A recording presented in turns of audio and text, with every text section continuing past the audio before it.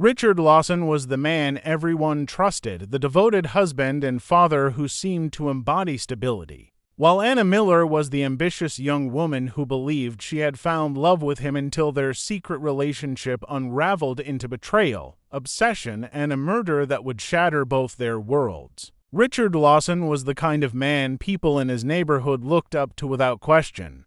He had the image of stability that others admired and often envied. His two-story home sat neatly on a cul-de-sac where the lawns were always trimmed and the children played safely in the evenings. To those who lived nearby, Richard represented the very definition of a responsible husband and caring father. He woke up early each morning, prepared breakfast for his kids, and left for work in pressed suits that gave him the appearance of someone who had everything under control. At the office, colleagues spoke of him as reliable and hard-working, a man who kept his head down and delivered results without complaint. He wasn't flashy or loud, but he carried himself with quiet confidence that made people trust him instantly. He often stayed late, explaining to his wife that the financial industry demanded long hours, but at the same time he never missed family obligations. He cheered at every baseball game, smiled proudly at school recitals, and made sure his family's life looked complete in every way possible. His wife, Emily, was devoted and believed she had married her best friend. Together they hosted small gatherings for neighbors, offering wine on the patio and laughter around the dinner table. When new families moved into the area, Richard was the first to greet them with a handshake and an offer to help if they needed anything. His children adored him, often racing into his arms when he returned home from work. It was this picture of warmth and responsibility that made it impossible for anyone to imagine him hiding a darker side. Richard's life seemed so carefully put together that suspicion never entered anyone's mind. The house was always clean, the bills paid on time, and the children's school projects neatly completed under his guidance. Even the family dog followed him loyally, trailing behind him when he mowed the lawn or worked in the garage. He seemed grounded, dependable, the type of man people assumed would never risk everything he had built. But behind this perfect exterior, Richard carried secrets that never showed on his calm face. He knew how to compartmentalize, to separate his responsibilities as a husband and father from impulses he refused to admit even to himself. To outsiders, there was no sign of conflict. His life was the sort of story that could be printed in glossy magazines about suburban success, complete with smiling photographs on holidays and neatly wrapped gifts under the Christmas tree. The truth, however, was that Richard's image was as fragile as glass. Every action he took to reinforce his reputation was a way of protecting something far more complicated underneath.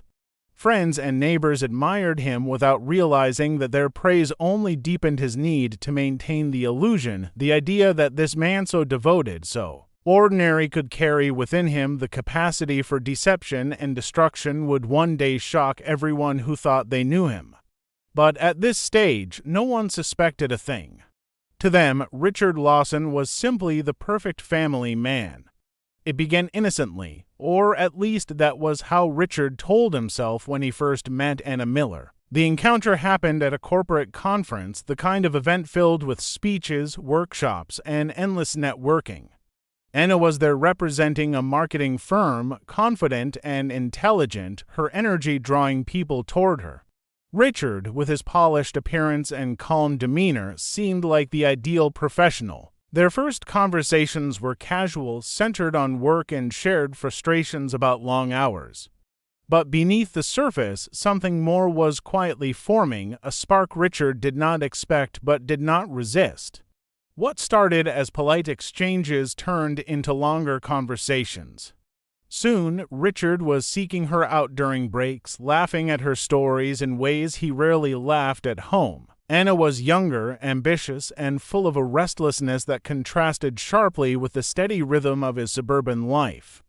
For Richard, her attention was intoxicating.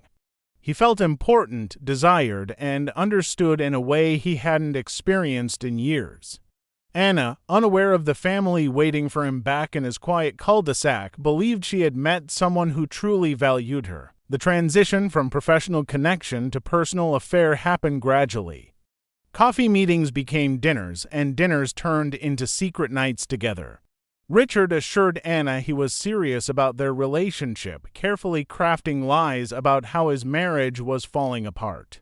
He spoke of moving on, of starting a new life with her, feeding her hope that she was not just a temporary distraction. Anna believed him, introducing Richard to her friends as her partner, never knowing that at home he still wore the mask of a devoted husband and father. As months stretched into years, Richard lived between two worlds. In one, he remained the reliable family man, smiling at neighborhood barbecues, attending church, and keeping his children close. In the other, he was Anna's boyfriend, sharing private moments in restaurants outside the city where no one knew him, sending late-night texts filled with promises he never intended to keep. He grew skilled at deception, learning how to silence his phone at the right times, how to invent meetings and deadlines that explained his absence, how to look his wife in the eye after sneaking away to spend the night with another woman. For Anna, the relationship became her future. She believed in Richard's words, convinced that patience would eventually lead to a life together. She began to confide in her friends, speaking about his career, his dreams, and the plans they were making. To her, he was not a secret but a serious partner, and she envisioned herself becoming part of his world. Richard, however, had no intention of dismantling the life he had built at home. His affair was a compartment, an escape that gave him excitement without forcing him to abandon the stability he prized. What Richard failed to see was how fragile his arrangement really was. He had built a careful balance, a double life dependent on silence, secrecy, and Anna's willingness to wait. For 2 years, he maintained it without cracks showing, his lies woven so tightly that no one questioned him. Yet beneath that surface, pressure was building. Anna's patience had limits, and Richard's ability to control everything would not last forever. Anna's patience began to erode after 2 years of whispered promises and delayed decisions. At first, she told herself that Richard only needed time, that the process of leaving a marriage was complicated and painful. But slowly, doubt crept into her mind. The longer she waited, the more she noticed the cracks in his story. Richard always had excuses, reasons why the timing wasn't right. Holidays came and went, yet he was never by her side. Birthdays passed, and she celebrated alone. The optimism she once felt shifted into frustration, and soon that frustration grew into anger. Anna started pressing Richard for answers.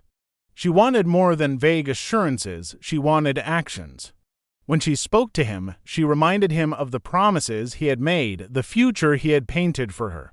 Richard, meanwhile, felt the walls closing in. He was terrified of exposure, terrified of losing the carefully constructed image he had built in his quiet neighborhood. His reputation as the model father and husband was everything to him. He thrived on the admiration of neighbors, colleagues, and friends. The thought of them discovering the affair made him panic. Inside his mind, Anna shifted from being a source of excitement to a looming threat. What once energized him now filled him with dread.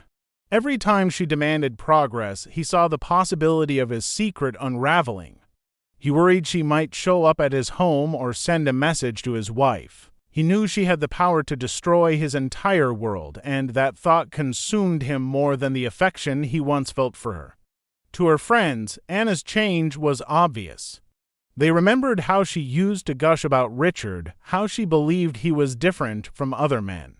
Now, her tone was sharper, her words tinged with disappointment. She admitted he had grown distant, that sometimes she felt like she was clinging to someone who no longer wanted to be caught.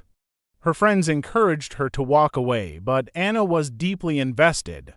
She had built her hopes around him, and the thought of losing everything she had believed in was unbearable. Richard's behavior shifted in subtle but telling ways. He became more cautious, more calculating. When he met Anna, he watched his surroundings carefully, worried about being recognized. He deleted messages with greater urgency, checked his phone constantly, and looked for any sign that she might have revealed their secret. He told himself that he was still in control, but inside he was unraveling. His double life was no longer thrilling, it was suffocating. The tension between them grew sharper. Anna wanted clarity, Richard wanted silence. She dreamed of a life together, while he dreamed of erasing the mess he had created. Their paths, once aligned in passion, were now crossing in conflict. Each encounter carried with it the weight of unspoken fears and unfulfilled promises. What neither of them could see clearly was that this pressure, building day by day, was leading them both toward a breaking point. And when that moment arrived, it would not be a gentle unraveling, but a violent collapse that neither could escape. The night Anna disappeared was marked by steady rain that coated the streets in a slick sheen, muffling sounds and masking footsteps. Her neighbors remembered seeing her apartment light glowing late into the night, as if she were waiting for someone. She had confided to a co-worker earlier that day that Richard was finally coming over to talk seriously about their future. To her, it was a long-awaited turning point. To Richard, it was something entirely different. When Anna didn't show up for work the next morning, her absence was noticed almost immediately. She was punctual, dependable, the kind of person who never missed a meeting without warning. Phone calls went unanswered, texts were left unread. By the second day, co-workers grew uneasy and contacted her closest friends. Soon after, a missing person report was filed. Police entered her apartment and found everything in place. No forced entry, no signs of struggle. It looked as though Anna had simply vanished after letting someone she trusted inside. Investigators began by retracing her last known steps. Building surveillance cameras provided the first critical lead. At around midnight on the evening she disappeared, a man could be seen entering the complex. He wore a dark hoodie, his head lowered, but the shape of his build and the car parked in the lot outside were impossible to ignore. The vehicle was quickly traced back to Richard Lawson. When detectives questioned Richard, he denied being there. He claimed he hadn't spoken to Anna in weeks, that the affair had ended long ago. His words were calm, but the evidence began to chip away at his story. Cell phone records showed his device pinging off a tower near Anna's apartment that very night. Even more damning were the deleted messages recovered from Anna's phone, revealing that she and Richard had arranged to meet. The investigation took a darker turn when search teams combed the wooded area just outside town.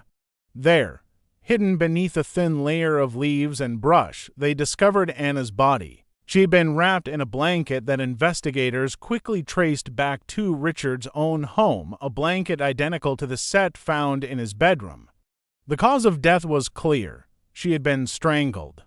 The meticulous image Richard had built began to unravel piece by piece. The devoted father, the respectable husband, the admired neighbor now revealed as a man willing to commit murder to preserve a facade.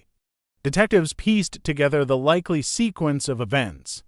Anna had pushed too hard, threatening to reveal the truth to his wife, cornered and desperate. Richard had decided that the only way to protect his carefully balanced double life was to silence her permanently.